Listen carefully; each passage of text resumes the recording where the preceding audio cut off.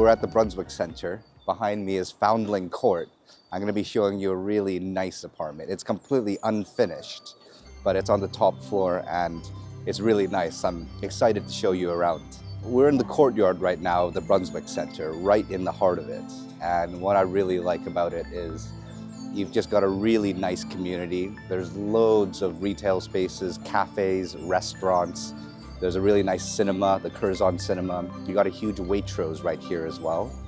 And standing in the middle of the courtyard, you really get a strong feel of what the designers initially intended in the mid-60s. I love this type of architecture. I love these crazy, super long hallways. It's very raw, it's very geometric, and it gives a great feel to the building. When I first saw this apartment, I absolutely fell in love with it. It might seem strange to say that because we're in an unfinished apartment and it's just exposed brickwork, wires hanging from the ceiling, and unfinished flooring.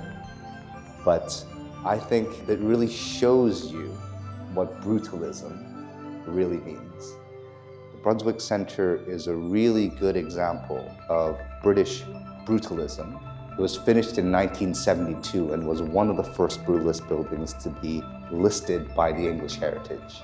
And this flat gets the full benefit of this design.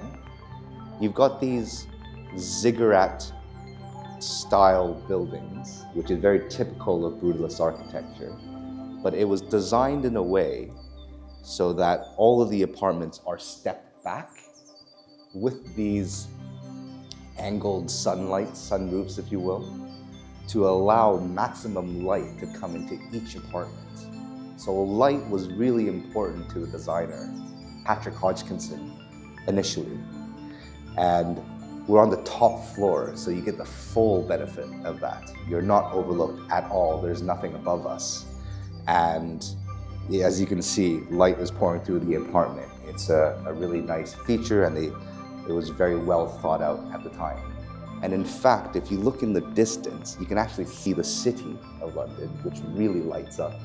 You can also see the Brunswick Centre, which is, again, another listed example of brutalist architecture. Let's go outside to the balcony and I'll show you a bit more about the area.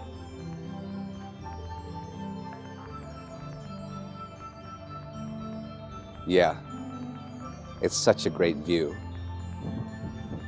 Looking down here, these buildings are just really lovely. You can see King's Cross just over there, all those nice buildings. It's in the morning right now, so it's not that busy, but we are right next to all of these universities. We're not too far from the British Museum, but it's completely quiet. There's hardly any pedestrian noise. You can't even hear any cars, but that's probably because we benefit from being on the very top floor. Here is the kitchen. It used to be a separate kitchen. You can see the remnants of the wall here, but they got permission to tear it all down and make an open plan, which I think is much nicer. But it's all plumbed in, all the electrics are there as soon as someone wants to install the kitchen. It's a really nice feature as well because you get light coming in from that small window. You can see that no one really walks past here because we're at the very end. So you still have a lot of privacy. So we're in the bedroom right now. And again, completely unfinished. It's a nice rectangular shape. You could put a bed here, wardrobe there, chest of drawers here. I really like these aluminum frame doors as well. I think it's a really nice feature. Again, very raw. And you can get access to the balcony from here as well. This is the second bedroom. Very spacious for London standards anyway. You got a built-in wardrobe there. All of the bedrooms, in fact, all of the rooms, including the reception, has access to the balcony. So it's a really nice flow to the apartment. Obviously, if you wanted to have a bit more privacy, you can put some curtains up here, but all of the rooms look onto the Brunswick Centre, but you're not overlooked. You got a clear view of the sky.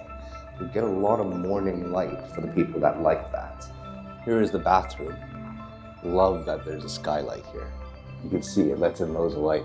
You got frosted glass window here, which looks onto the walkway. Again, you're not gonna have many people pass by because we're at the very end. Space for your bathtub, your toilet, space for you to do it and engineer it the way that you see fit. And again, it's just a blank canvas for anyone who wants to do work to a property. Thank you very much for joining me on this video tour today. I hope you enjoyed having a look as much as I did when I first came to see the property.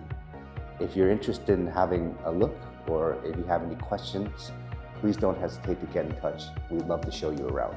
Thank you.